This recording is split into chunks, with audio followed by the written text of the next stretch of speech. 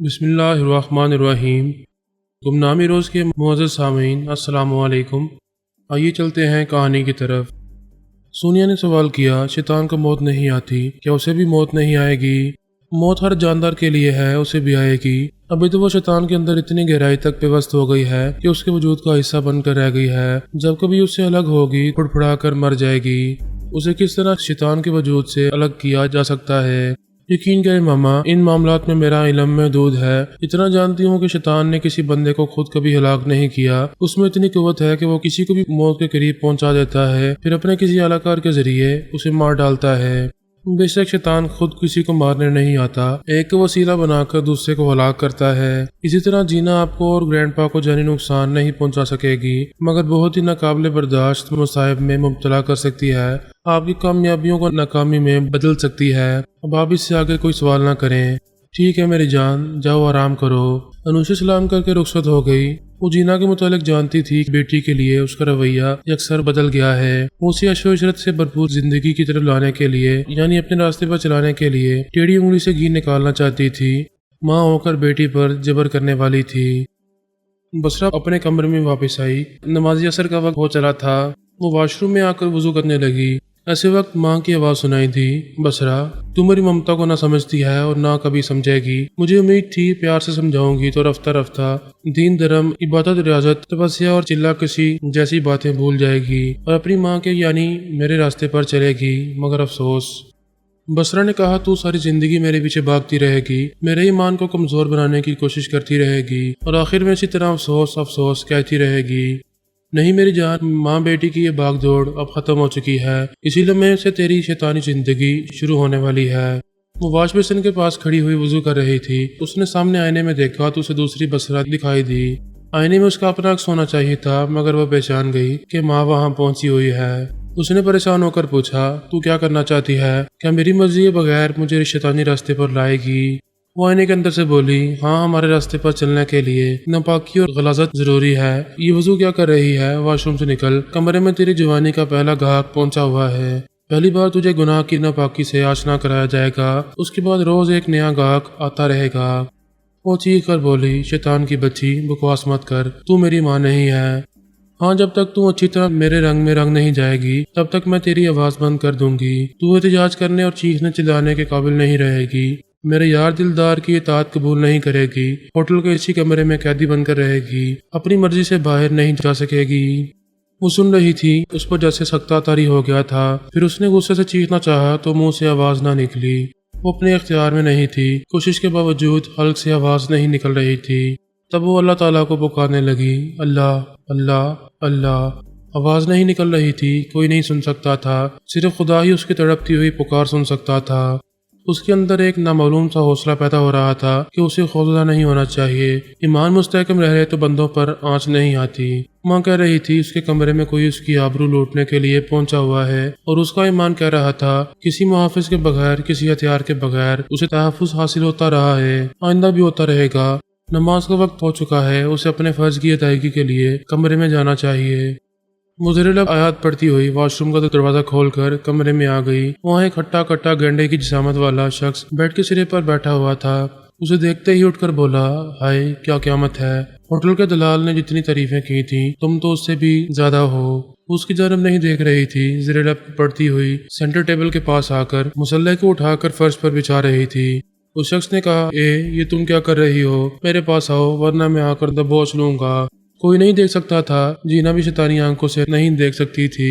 وہاں ایک طرف انوشا کھڑی تھی۔ بسرا مسلح پر نماز کی نیت باندھ کے کھڑی ہو گئی۔ وہ کہہ رہا تھا، ارے کیا تم مسلمان ہو؟ میں نے دیکھا ہے مسلمان اسی طرح عبادت کرتے ہیں۔ یہاں آتی ہو یا نہیں؟ جینا نے کہا، ارے او نامرد، کیا اتنی دیر سے للکار رہا ہے؟ اسے جا کر دبوچتا کیوں نہیں ہے؟ وہ ایک قدم آگے بڑھا، پھر 2 قدم پیچھے ہٹ گیا۔ جینا نے پوچھا، کیا ہوا؟ آگے بڑھ کر پیچھے کیوں ہٹ رہا ہے؟ وہ پریشان ہو کر بولا، میں ابھی اسے دبوچ لوں گا۔ وہ پھر 1 قدم آگے بڑھا، اس بار 3 قدم پیچھے چلا گیا۔ جینا نے غصے سے کہا، ارے کتے، تو ناچنے نہیں آیا ہے، اسے نچانے آیا ہے۔ इस बार वो अपनी शैतानी कुव्वत से उसे आगे बढ़ाने लगी, मगर वो घूम गया और पलटने के बायस दरवाजे पर पहुंच गया। जीना हैरान हो रही थी। उसे वापस लाकर अपनी बेटी को नमाज पढ़ने से बाज रखना चाहती थी। बड़ी बेहयाई से उसे बेड पर पहुंचाना चाहती थी, मगर उसका अलाकार शैतानी गिरफ्त से निकल चुका था। वो दरवाजा खोलकर कमरे से बाहर चला गया था। उसके साथ ही अनुषा भी गुम हो गई। जिंदगी में पहली बार जीना अपने मकसद में नाकाम हुई थी। वो समझना चाहती थी कि ऐसा क्यों हो रहा है, और ये बाद में समझने वाली थी। अभी नाकामी को कामयाबी में बदलने के लिए बेटी के अंदर आ गई। बेटी एक आयत पढ़ रही थी। माँ मंत्र पढ़ने लगी, शैतान को पुकारते हुए उसे नमाज से रोकने लगी। थोड़ी देर बाद पता चला कि उसकी आवाज किसी वीराने में गूंज रही है। वो बसरा के अंदर नहीं थी। ऐसा उसके साथ कभी नहीं हुआ था। वो फिर अपनी कुव्वत से कमरे में वापस आ गई। वहाँ बेटी बड़े सुकून से नमाज अदा करने के बाद दुआएं मांग रही थी। खुदा का शुक्र अदा कर रही थी कि उसे हर बार गैबी इमदाद हासिल होती है, और यूं उसका ईमान मजीद मुस्तहकम होता जा रहा है। वो बड़ी हैरानी और परेशानी से बेटी को तक रही थी। ऐसी वाज़ेह नाकामी के बाद भी यकीन नहीं आ रहा था कि सिर्फ आज ही नहीं, पहले भी वो अपनी ईमानी कुव्वत से महफूज रही है। उसने अपने यार दिलदार को पुकारा। उससे पूछा, मेरी ये मासूम और कमजोर बेटी तेरी शैतानी कुव्वतों का तोड़ कैसे कर रही है? जवाब मिला, इस पर रूहानी अमल किया गया है। कोई भी बुरी नीयत से और साजिशी इरादों से इसके करीब नहीं जा सकेगा। मैं क्या करूं? क्या ये शिकस्त बर्दाश्त कर लूं? शैतान कभी हार नहीं मानता, अलबत्ता आर्जी तौर पर पीछे हटकर दूसरे कई पहलुओं से शर फैलाता रहता है। अभी उसे इसके हाल पर छोड़ दे तो दूसरे कई तरीकों से उसे मुसाइब में गिरफ्तार कर सकेगी। जिसने भी बसरा पर रूहानी अमल किया है, मैं उसके खिलाफ जवाबी कार्रवाई करना चाहती हूँ। तेरी दी हुई कुव्वत से उसे मुंह तोड़ जवाब देना चाहती हूँ। मैं बेवक्त वक्त बेशुमार लोगों के अंदर पहुंच जाता हूँ। तुझे ये कमाल हासिल नहीं हो सकता। तू एक वक्त में किसी एक ही फर्द के अंदर जाकर अपनी मनमानी कर सकती है। फिलहाल तुझे अपनी बेटी के मामले से ताल्लुक रखना चाहिए। किसी रूहानी अमल करने वाली हस्ती के पीछे जाएगी तो बेटी भी हाथ से निकल जाएगी। वो शैतानी फितरत के बावजूद बसरा को जान से बढ़कर चाहती थी। अपनी तमाम तर तवज्जो, अपनी तमाम शैतानी कुव्वतें सिर्फ बेटी की भलाई के लिए इस्तेमाल करना चाहती थी। उसने तय कर लिया कि अपना रवैया बदलकर बसरा को फिर से मोहब्बत देगी, ऐसी मोहब्बत जो स्लो पॉइजन की तरह उसके ईमान को चाट जाएगी। बसरा ने मसाले को तय करके सेंटर टेबल पर रखते हुए माँ को देखा, फिर नागवारी से पूछा, तूने अपने तमाम शैतानियत के अंडे आजमा लिए या भी और कुछ बाकी है? जीना सर झुकाए खड़ी थी, शर्मिंदगी जाहिर कर रही थी। बसरा ने करीब आकर कहा, हम नदी के दो किनारे हैं, अभी नहीं मिल सकते। मैं परसों यहाँ से चली जाऊंगी, तुझसे दूर। मेरा ईमान है कि तू मुझे रोक नहीं सकेगी। वो मुंह फेर कर दूसरी तरफ जाने लगी। जीना ने कुछ न कहा, किसी गुनाहगार की तरह सर झुकाए खड़ी रही। बसरा ने पलट कर देखा, उसकी आंखों से आंसू बह रहे थे। वो पहली बार अपनी मगरूर और जिद्दी माँ की आंखों में आंसू देखकर तड़प गई। जी में आया कर दौड़ कर जाए और उससे लिपट जाए। उसने खुद पर जरा जबर किया। ये नफरत इसलिए थी कि यही माँ अपनी बेटी को बाजारी बनाने वाली थी। उसने दूर ही से पूछा, ये नाटक क्यों दिखा रही है? क्यों मगरमच्छ की आंसू बहा रही है? वो रोते हुए बोली, मेरे बाप दादा शैतान के पुजारी थे। मैं शैतान के पुजारियों की नस्ल से हूँ, लेकिन आज मैंने हद कर दी। अपनी जान से बढ़कर प्यारी बेटी को जिस्म फरोश बनाना चाहा। मुझे मर जाना चाहिए। मेरी बच्ची, मैं तेरे हाथों से मर जाना चाहती हूँ। इस गुनाहगार चुड़ैल माँ को मार डाल। अब मैं तुझसे नजरें मिलाकर जी नहीं सकूंगी। वो दोनों हाथों से मुंह छुपाकर फूट फूट कर रोने लगी। इस बार बसरा खुद को रोक ना सकी, दौड़ती हुई आकर माँ से लिपट गई और कहने लगी, चुप हो जा। मेरा दिल कहता है तू सच्चे दिल से पछता रही है। आइंदा मुझसे दुश्मनी नहीं करेगी। मामा, मैंने तुझे माफ किया। मेरे खुदा ने तुझे माफ किया। चुप हो जा। मैंने कभी तुझे रोते नहीं देखा है। मैं तुझे रुलाना नहीं चाहती। चुप हो जा, नहीं तो मैं भी रोने लगूंगी। ये कहते हुए वो भी रोने लगी। जीना दिल ही दिल में खुश हो गई। तीर निशाने पर बैठा था। बेटी उसके दाम में आ रही थी। आइंदा वो मीठा जहर बनकर उसकी पारसाई और पाकीज़गी को खाक में मिला सकती थी। जाकिर मेरा मामूल और ताबेदार बन चुका था। ये कड़वी बात वो अभी नहीं जानता था। जीना का ज़ेरे असर रहकर मुतमिन था कि हम बाबा साहब के दायरे से बाहर आकर उसका सुराग नहीं लगा सकेंगे। अगर किसी तरह सुराग लगा भी लेंगे तो जीना उसे तहफ़्फ़ुज़ फराहम करेगी। एक नया नायब शुरा सोम आने वाला था। उसके आने से जाकिर की अहमियत कम हो गई थी। वो आइंदा शुरा कहलाने वाला नहीं था। ये ओहदा उससे ले लिया गया था। ईश्वरा तमाम अकाबरीन से राब्ता रखने वाला था। एक ही रास्ता था, वो मुझे और सोनिया को जेर करके सियारे वालों के रास्तों से हमेशा के लिए हमें हटाकर बहुत बड़ा कारनामा अंजाम दे सकता था। उसने जीना से कहा, मैं तेरे अहकामात की तामील करता रहूंगा, तू मेरा एक काम कर दे। उसने पूछा, क्या काम है? میں معلوم کرنا چاہتا ہوں سونیا اور فرحات بابا صاحب کے ادارے سے نکل کر مجھے تلاش کرنے کس ملک میں گئے ہیں۔ تو اپنی پورے سزار صلاحیتوں کے ذریعے مطلوبہ افراد تک پہنچ جاتی ہے، کیا ان کے پاس پہنچ سکے گی؟ وہ بولی میرا یار دلدار دنیا کے ایک سرے سے دوسرے سرے تک چشمے زدن میں چلا جاتا ہے۔ میں اس کی طرح جسمانی طور پر پہنچ نہیں پاتی، مگر میری آتما مطلوبہ افراد تک پہنچ جاتی ہے۔ یعنی سونیا اور فرحات کہیں بھی چھپے ہوں گے تو ان کی خبر لا سکتی ہے، بے شک ان کا پتہ ٹھکانہ معلوم کر سکتی ہوں، ان کی تمام باتیں بھی سن سکتی ہوں۔ میں ذاکر کے اندر رہ کر ان کی باتیں سن رہا تھا۔ یہ بات تشویشناک تھی کہ وہ ہماری طرف آئے گی۔ میں چاہتا تھا کہ وہ ہم سے دور ہی رہے تو بہتر ہے۔ ذاکر پوچھ رہا تھا کیا تو ان کی نظر میں آئے بغیر، انہیں اپنی آواز سنائے بغیر ان کی خبر لا سکتی ہے؟ ہاں، میں اس لیے نظر نہیں آؤں گی کہ ان کے اندر پہنچ کر معلومات حاصل کروں گی۔ وہ پریشان ہو کر بولا پھر تو گڑبڑ ہو جائے گی، وہ تیری سوچ کی لہروں کو محسوس کر لیں گے، تجھے اپنے اندر نہیں آنے دیں گے۔ تو کسی اعلی کار کے ذریعے بولے گی تو غیر معمولی مشین اس اعلی کار کی وجہ سے تجھے ڈھونڈ نکالے گی۔ وہ مسکرا کر بولی مجھے ڈھونڈ کر اور مجھے دیکھ کر وہ میرا کیا بگاڑ لیں گے، میں ان کے ہوش اڑا دوں گی۔ یہ اتنا آسان نہیں ہوگا، تو نہیں جانتی وہ بہت خطرناک ہیں، تیرے ذریعے مجھ تک پہنچ جائیں گے۔ وہ کچھ سوچ کر بولی میرے یار دلدار نے کہا ہے مجھے فی الحال روحانی علوم جاننے والوں سے ٹکرانا نہیں چاہیے، اور وہ دونوں بابا صاحب کے دائرے سے آئے ہیں، ان کے پیچھے روحانی قوتیں ہوں گی، یقیناً ہوں گی، اس لیے وہ کبھی کسی سے دیر نہیں ہوتے ہیں۔ ابھی میں ان کی طرف رخ نہیں کروں گی، پہلے بیٹی کو اپنے راستے پر لاؤں گی، پھر کسی دوسرے معاملے میں پڑوں گی۔ وہ مایوس ہو گیا تھا۔ میں نے سوچا یہ کمبخت سکون سے بیٹھا ہمارے خلاف ناقابل عمل منصوبے بنا رہا ہے، اس کا سکون برباد کرنا چاہیے۔ میں تھوڑی دیر تک سوچتا رہا، پھر میں نے فون کے ذریعے 5 جگہ جانے والے امریکی افسران کو مخاطب کیا۔ ہیلو، میں نائب شرارہ دوم بول رہا ہوں۔ ایک اعلیٰ افسر نے پوچھا مسٹر شرارہ تم کہاں گم ہو جاتے ہو؟ کم از کم 24 گھنٹوں میں ایک بار تو ہم سے رابطہ کرنا چاہیے۔ میں نے کہا میں آج کل بیمار رہتا ہوں، چونکہ کسی کی نظروں میں نہیں آنا چاہتا، اس لیے رازداری سے اپنا علاج کر رہا ہوں، مگر مرض بڑھتا ہی جا رہا ہے۔ دوسرے اعلیٰ افسر نے کہا تم ہمیں خدمت کا موقع دو، ہم بڑی رازداری سے تمہارا علاج کرائیں گے۔ امریکہ اور یورپ کے اکابرین کو بھی تمہاری بیماری اور علاج کے بارے میں کچھ نہیں بتائیں گے۔ میں نے یہی سوچ کر فون کیا ہے مجھے کم از کم 5 جگہ جانے والے افسران پر بھروسہ کرنا ہوگا، ورنہ یہ مرض مجھے مار ڈالے گا۔ تمہارا علاج بڑی توجہ سے ہوگا، تم جلدی صحت یاب ہو جاؤ گے۔ میں نے کہا میرا ایک پرائیویٹ فون نمبر نوٹ کرو، ابھی اس نمبر پر بات کرو، پھر میں اپنا موجودہ پتہ بتاؤں گا۔ میں نے انہیں ذاکر کا فون نمبر بتا کر رابطہ ختم کر دیا۔ اب میں اسکرین پر اس کی بدحواسی دیکھنے والا تھا۔ سونیا آرام کر رہی تھی، اس لیے میں پہلی بار اس مشین کو آپریٹ کرنے لگا۔ میں نے سونیا کو بارہا آپریٹ کرتے دیکھا تھا، سارا سسٹم مجھے یاد تھا۔ تھوڑی سی دیر میں ذاکر اسکرین پر نظر آنے لگا۔ وہ جینا سے کہہ رہا تھا اگر میں کسی طرح سونیا اور فرحات کو مار ڈالوں تو گریٹ شرارہ کی نظروں میں میری اہمیت بڑھ جائے گی۔ سمجھ میں نہیں آتا۔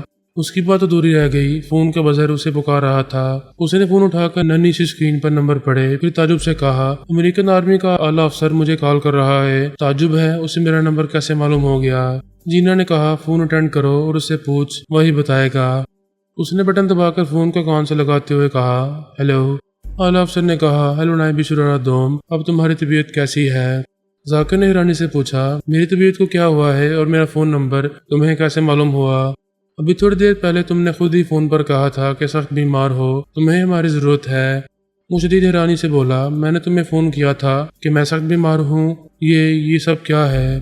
مسٹر تم نے یہ نمبر دے کر کہا تھا کہ ہم رابطہ کریں گے تو تم اپنا موجودہ پتہ بتاؤ گے تاکہ ہم تمہیں وہاں سے علاج کے لیے یہاں لے آئیں۔ ذاکر نے پریشان ہو کر جینا کو دیکھا۔ اس نے کہا میں سب سن رہی ہوں، یہ معلوم کر کہ کس نے تیرے نام سے انہیں فون کیا تھا۔ اس نے کہا ابھی جس نمبر سے فون کیا گیا وہ نمبر تمہارے پاس محفوظ ہوگا، مجھے وہ نمبر بتاؤ۔ اعلیٰ افسر نے نمبر بتائے۔ ذاکر نے کہا میں تھوڑی دیر بعد رابطہ کروں گا۔ اس نے فون بند کر دیا۔ جینا نے کہا اس نمبر پر کال کر، ادھر سے جو بھی بولے گا میں اس کے اندر پہنچ جاؤں گی۔ میں نے اپنے فون سے وہ سم نکال دی تھی، اسکرین پر دیکھ رہا تھا، کال کرنے پر اسے کوئی جواب نہیں مل رہا تھا۔ اس نے جینا سے کہا پلیز کسی طرح یہ معلوم کر کسی کو میرا نمبر کیسے معلوم ہوا، جو بھی میرا نمبر جانتا ہے وہ میرا موجودہ پتہ بھی جانتا ہوگا۔ وہ بولی کوئی ضروری نہیں ہے کہ وہ تیرا پتہ بھی جانتا ہو۔ میں نے پھر اپنے فون میں وہی سم ڈالی، اس ہوٹل کے نمبر پر رابطہ کیا۔ ایک کاؤنٹر گرل کی آواز سنائی دی۔ میں نے کہا ہوٹل کے روم نمبر 101 میں مسٹر ذاکر علی ہیں، پلیز انہیں میرا پیغام پہنچا دیں کہ آرمی کے 5 افسران ان سے ملاقات کرنے آ رہے ہیں۔ وہ بولی آل رائٹ سر، میں ابھی پیغام پہنچاتی ہوں۔ میں نے رابطہ ختم کیا۔ ادھر ذاکر کے کمرے میں فون کی گھنٹی بجنے لگی۔ اس نے ریسیور اٹھا کر کان سے لگاتے ہوئے پوچھا ہیلو کیا بات ہے؟ काउंटर गर्ल की आवाज सुनाई दी। सर, आपके नाम पे काम है। आर्मी के 5 अफसरान आपसे मुलाकात करने आ रहे हैं। वो एकदम से घबरा कर बोला, ये पैगाम किसने दिया है? मैं नहीं जानती, किसी ने फोन पर यह पैगाम दिया, फिर राब्ता खत्म कर दिया। वो रिसीवर पटक कर फौरन खड़ा हो गया। जीना से बोला, आर्मी के अफसरान को मेरा पता मालूम हो गया है, वो यहाँ आ रहे हैं।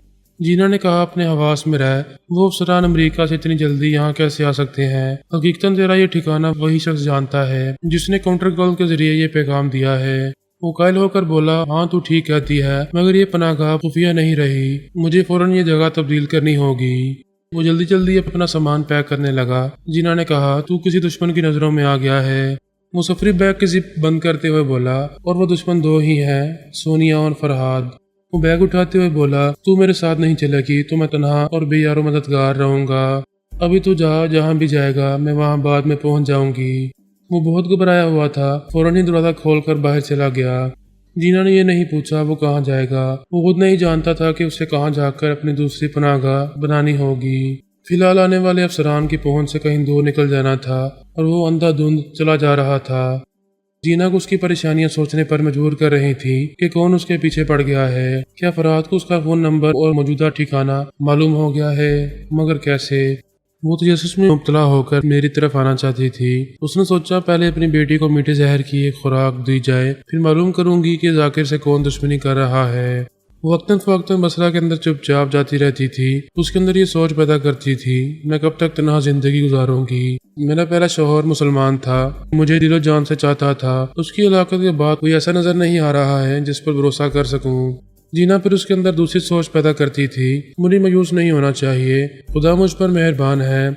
जिस तरह मुझे गैबी इमदाद मिलती रहती है, उसी तरह जीवन साथी के सिलसिले में भी आसमानी इमदाद हासिल होगी।